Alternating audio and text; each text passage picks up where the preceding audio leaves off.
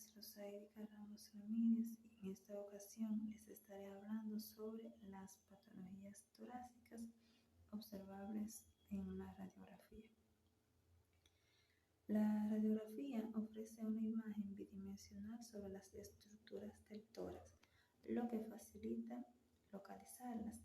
Es un procedimiento rápido, lo que es sumamente importante a la hora de tratar algunas situaciones de emergencia donde se necesite un diagnóstico rápido. Funciona como una guía para la colocación de tubos de drenaje en casos de derrame pleural. Ayuda a detectar y dar seguimiento a su vez a procesos invasivos. El derrame pleural se define como la acumulación anormal y excesiva de líquido en el espacio pleural, que es el espacio virtual entre las dos capas de la pleura, la visceral y la torácica. Acá podemos ver cómo se presenta el derrame pleural como un espacio, cómo se presenta el derrame pleural.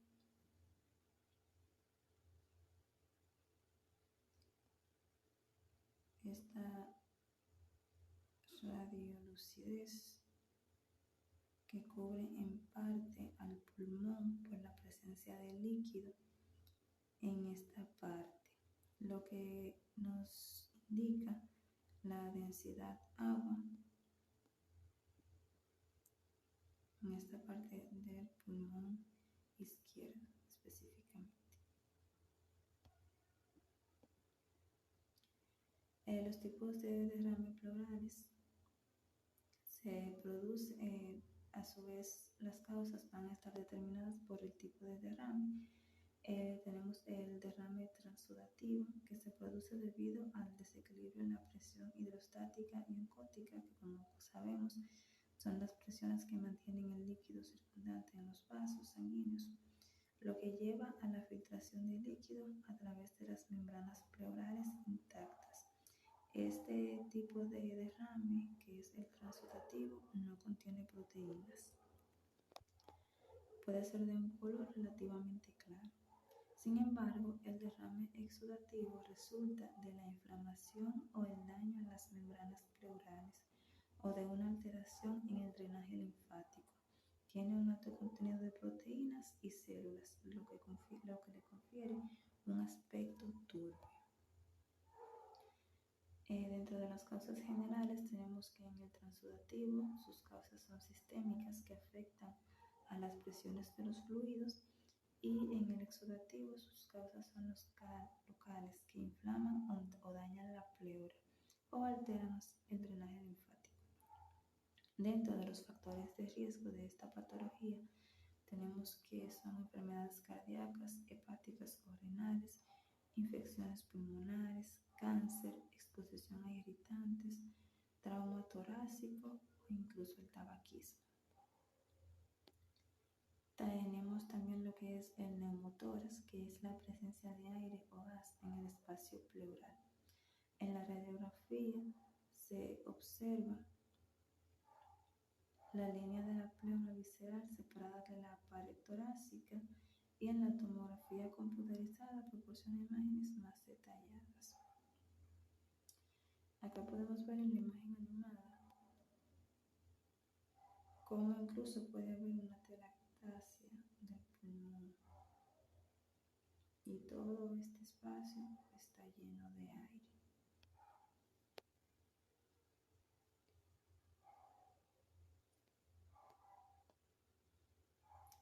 Dentro de los tipos de neumotórax podemos mencionar lo que es el neumotórax espontáneo, que ocurre sin una causa externa o lesión aparente.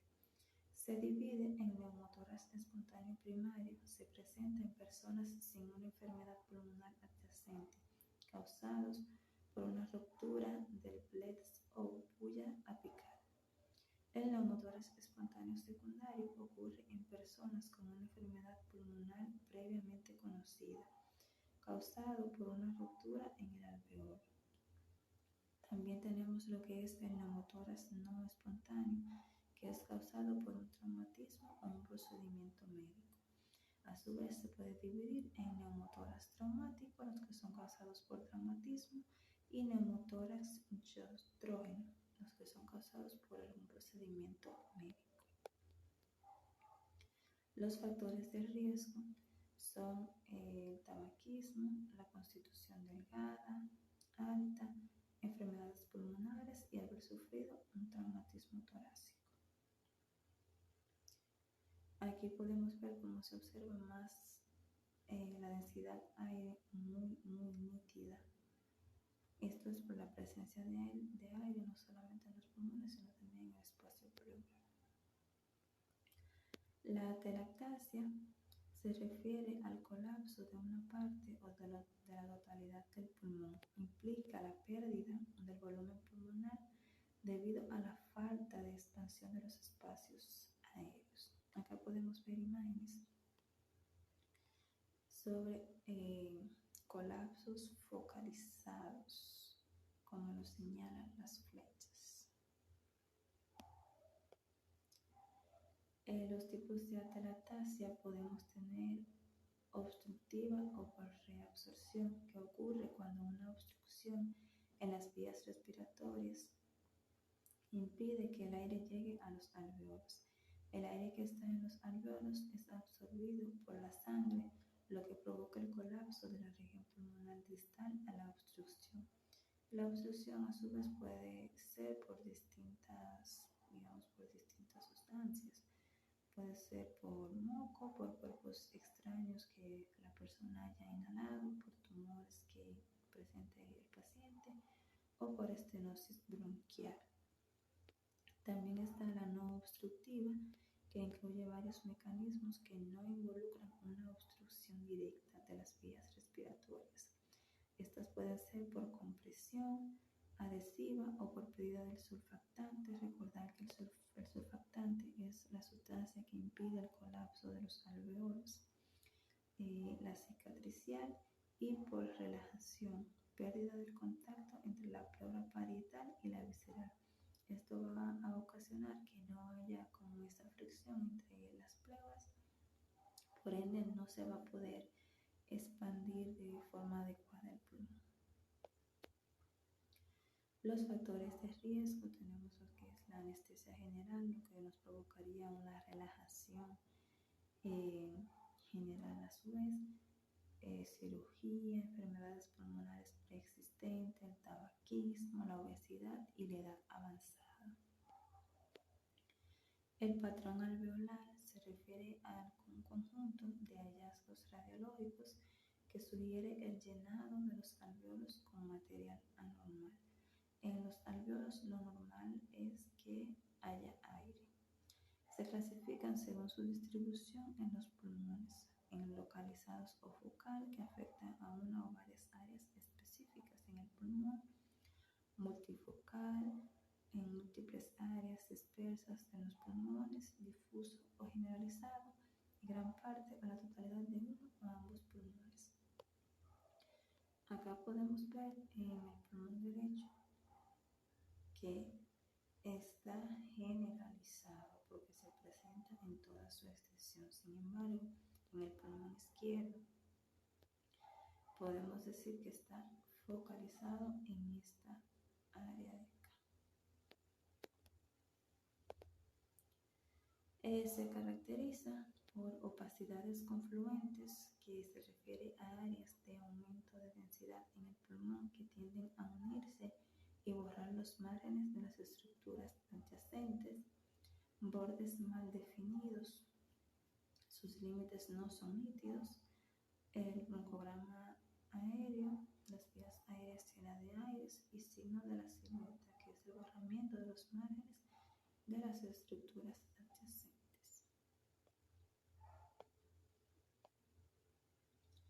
Dentro de las causas tenemos que son infecciones, edema pulmonar, hemorragia alveolar, aspiración, neoplasias, que es la proliferación anormal del tejido, y enfermedades inflamatorias. Los factores de riesgo son la edad avanzada, el tabaquismo y enfermedades autoinmunes. El patrón intersticial se refiere a un conjunto de hallazgos radiológicos que indican el engrosamiento del intersticio pulmonar. Este se va a caracterizar por opacidades o líneas de Kerley. Son líneas finas que se observan en la base de los pulmones.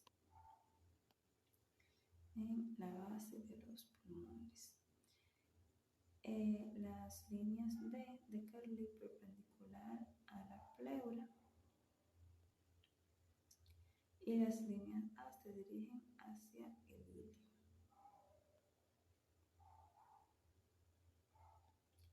También tendremos lo que son las opacidades reticulares, que es un patrón en forma de red o malla en todo el pulmón. Las opacidades nodulares, que son puntos o nódulos dispersos por el pulmón. Acá podemos observar algunos. El patrón reticulonodular es un patrón que es básicamente el conjunto de ambos. Y la imagen en panal de abeja, donde se observan múltiples espacios quísticos. Dentro de las causas y factores de riesgo a su vez son las enfermedades pulmonares intersticiales difusas, el edema pulmonar intersticial, infecciones, neoplasias, exposición a agentes tóxicos, etc. Los nódulos masas múltiples se refiere a la presencia de dos o más nódulos pulmonares. Sus características pueden variar dependiendo de la etiología subyacente. Los benignos o benignas se presentan como infecciones diseminadas, enfermedades granulomatosas, enfermedades autoinmunes, hematoma múltiple, etc. Y las malignas son por metástasis pulmonar, carcinoma branquioalveolar multifocal. Acá vemos cómo se presentan esas múltiples masas o aparecen como un hallazgo radiológico. Acá la podemos ver más claramente. El nódulo pulmonar solitario se define como una opacidad redondeada u ovalada en el pulmón. Menor, dice de asa, pero en verdad es menor a 3 centímetros de diámetro, completamente rodeado de parénquima pulmonar. Este que observamos aquí. Su característica debe ser menor de 3 centímetros de diámetro, porque si es mayor se considera una masa pulmonar. Sus bordes deben ser lisos y bien definidos. La densidad de calcificación o grasa son signos de benignidad. Acá vemos que es como porque le pasa está justamente debajo de la costilla, entonces es como una calcificación grasa, o sea, es una densidad grasa. Y debe ser de crecimiento lento. Si es de crecimiento rápido, significa que es maligno. El efisema pulmonar es una enfermedad pulmonar obstructiva crónica o una EPOC que se caracteriza por la destrucción permanente de los alveolos. Radiológicamente se manifiesta con un aumento de la radiolucidez pulmonar asociada al tabaquismo y exposición a contaminantes ambientales, provocando disnea crónica, tos con expectoración, etc.